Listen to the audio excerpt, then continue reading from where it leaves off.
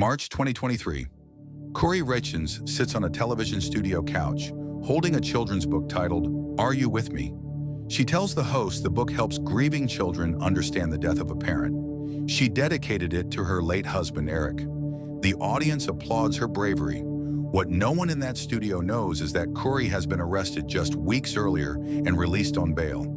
Welcome back to Hidden Verdict, where we share true life story. Please do like, share, and subscribe to the channel. Let's dive in. The husband she claims to miss died from fentanyl poisoning. Prosecutors say she poisoned him. 5 times the lethal amount went into a Moscow Mule cocktail she made on March 3rd, 2022. A grieving widow or a killer selling grief for profit?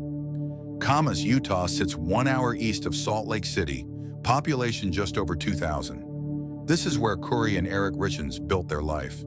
Eric ran a successful stonemasonry business, building things with his hands. Friends described him as steady and reliable. Kouri flipped houses, chasing real estate deals. Together they had 3 sons.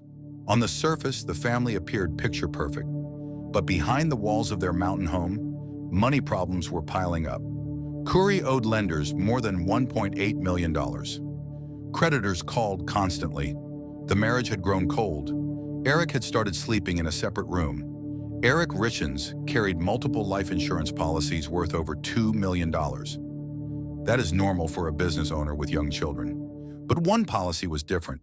In January 2022, a new policy worth $1.9 million went into effect. Prosecutors say Kouri applied for this policy without Eric's knowledge. They say she forged his signature on the application, a secret policy on his life that she alone controlled.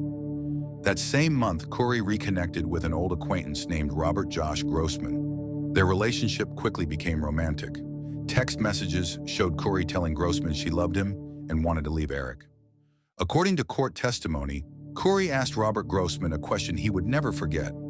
She asked if he had ever killed anyone. Grossman said he thought she was joking at the time. Looking back, he was no longer certain. Prosecutors believe this conversation revealed Kouri's state of mind.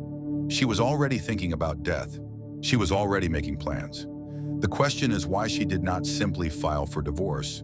The answer, prosecutors say, was money. Leaving Eric meant walking away from his assets and his insurance payouts. Staying meant finding another way out. That other way arrived in February 2022. February 14th, 2022. Valentine's Day. Kouri prepared a sandwich for Eric and allegedly laced it with fentanyl. Eric ate the sandwich and soon felt unwell. He texted Kouri saying he might need to go to the hospital. At that exact moment, Kouri was driving to see her lover. She sent Grossman a screenshot of her location. Eric survived that day. The dose was not strong enough. 2 weeks later, on February 26th, Kouri obtained fentanyl again. This time she asked for something stronger. She described it to her housekeeper using a reference to a famous death.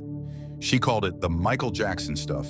March 3rd, 2022. Kouri made her husband a Moscow Mule cocktail, vodka, lime, ginger beer, served in a copper mug, nothing unusual. But prosecutors say she added fentanyl to that drink, a massive amount. Forensic toxicology would later reveal Eric had absorbed 5 times the lethal dose. He went to bed that night and never woke up. At 3 a.m., Kouri called 911. She said her husband was cold to the touch. First responders arrived within minutes. Eric Richins was already gone. The medical examiner initially listed the cause as undetermined. 5 days after the funeral, Kouri obtained fentanyl a 3rd time. 1 year after Eric's death, Kouri published a children's book called Are You With Me? She went on media tours. She gave tearful interviews about grief. She dedicated the book to Eric. But there was a problem. Kouri did not write the book. It was ghostwritten by a woman who received less than $200 for her work. The real author told investigators that Kouri provided minimal input, a few ideas about grief, some personal stories. That was all. The grieving widow who built a platform on her husband's death did not even write the words she read on camera. The book was a performance, and the performance was about to end. Investigators interviewed Carmen Lauber, the Richins family housekeeper. Carmen told them everything. Kouri had asked her to get fentanyl 4 separate times. Kouri gave her money and told her where to go.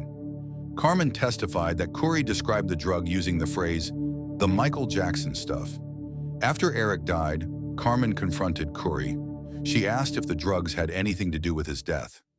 Kouri looked her in the eye and said Eric died of a brain aneurysm. Not fentanyl, not the Moscow Mule, a brain aneurysm. Carmen believed her at first, then the toxicology report came back.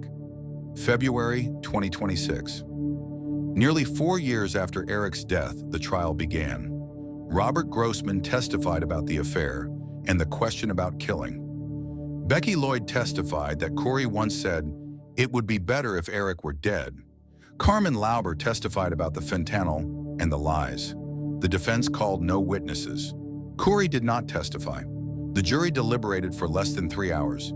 Guilty, aggravated murder, attempted murder, insurance fraud, forgery. Kouri Richins showed no emotion as the verdict was read. Her family wept in the gallery. She now faces life in prison without the possibility of parole.